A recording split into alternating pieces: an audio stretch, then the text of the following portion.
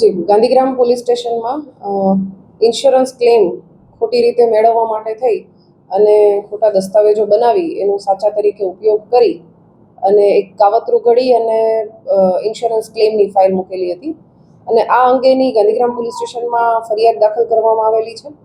આ ગુનામાં અત્યાર સુધીમાં કુલ 5 આરોપીઓને પકડી પાડવામાં આવ્યા છે, જેમાં જે ઇન્સ્યોરન્સ ક્લેમ કરનાર વ્યક્તિ મયુર છુછાર એમણે 40 લાખનો ક્લેમ કરેલો હતો.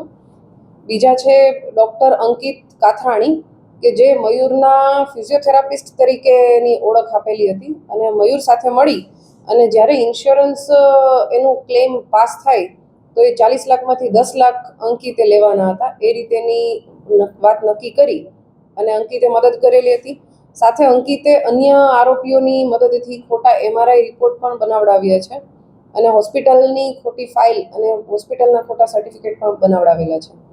ત્રીજા આરોપી છે ભાવિક પરેશ માકડ કે જે સમર્પણ હોસ્પિટલમાં નોકરી કરે છે અને એણે જે સમર્પણ હોસ્પિટલની ખોટી ફાઇલ છે એ બનાવવા માટેની મદદ કરેલી છે.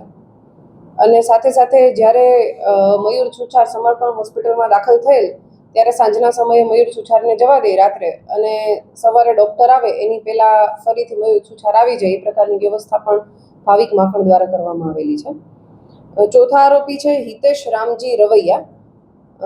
આ હિતેશ રામજી રવિયા છે એણે ખોટા MRI રિપોર્ટ બનાવવા માટે ડૉક્ટર અંકિત કાથરાણી દ્વારા કહેવામાં આવેલું હતું અને જે માટે હિતેશે 5,000 રૂપિયા લઈ એમાંથી 2500 રૂપિયા એક સહયોગ ઇમેજિંગ સેન્ટરમાં કામ કરતા આ ગુનાના 5મા આરોપી હિમાંશુ ગોપાલ રાઠોડ એને 2500 રૂપિયા આપી અને ખોટા MRI રિપોર્ટ બનાવડાવ્યા હતા અને હિતેશ છે એણે આ માટે 5,000 રૂપિયા લીધેલા હતા ડૉક્ટર અંકિત પાસેથી. પ્રાથમિક દ્રષ્ટિએ પેલા 2 વ્યક્તિ વિરુદ્ધ ગુનો દાખલ થયેલો હતો અને તપાસ કરતા 2 દિવસમાં બાકીના 3 વ્યક્તિઓની સંડોવણી ખુલેલ છે, જેથી તેઓને અટક કરવામાં આવેલા છે.